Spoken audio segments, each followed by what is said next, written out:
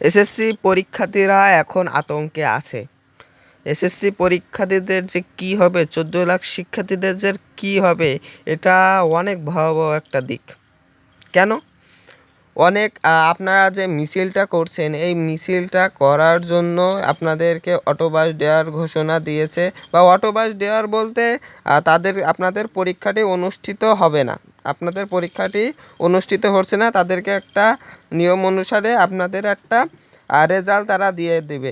কিন্তু ইতিমধ্যে অনেক ছাত্রছাত্রীরা বলছেন যে হয়তোবা এই ছাত্র, আমি মনে করি যে এই ছাত্রগুলো এই আপনাদের সাথে যোগ দেয়নি কখনো, তারা বাড়ি বসেছিল। তো তারা কি বলছে যে পরীক্ষা না নেওয়া হলে আমাদের মেধার যাচাই করা যাবে না, মেধা এমনভাবে হবে না, মেধা যদি না মূল্যায়ন না হয়, তাহলে পরীক্ষা যদি না হয়, তাহলে মেধা এই অটোবাস দিয়ে আমাদের এই রেজাল্ট দিয়ে আমাদের কোনো কাজে আসবে না।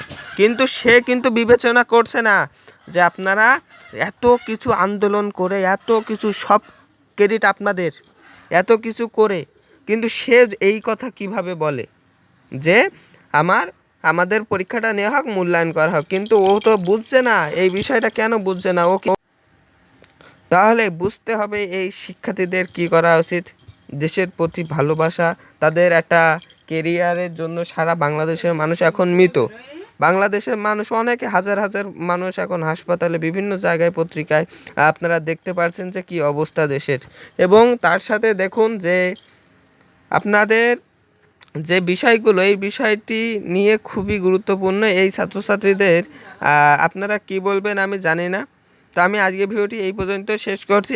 আরেকটা বিষয়, আপনাদেরকে অটোবাস ঘোষণা দেওয়ার সম্ভাবনা সবথেকে বেশি। তো আমি পত্রিকা থেকে দেখলাম যে এসএসসি পরীক্ষার্থীরা 2024 সালে এসএসসি পরীক্ষার্থীরা পরীক্ষা না দিয়েই উত্তীর্ণ ক্লাসে যাওয়ার সুযোগ পেয়েছে। এই কথাটা আমি পত্রিকা থেকে পেলাম, একটু আগে লাইভে দেখছিলাম, যমুনা টিভি লাইভ দেখতে দেখতে আমি এটা পেলাম। তো আমাদের সকল প্রকার আপডেট নিউজ পেতে আমাদের চ্যানেলটি সাবস্ক্রাইব করে রাখুন, পাশে থাকা বেল আইকনটি বাজিয়ে রাখুন। সবাইকে জানাচ্ছি সালাম, আসসালামু আলাইকুম, ধন্যবাদ সবাইকে।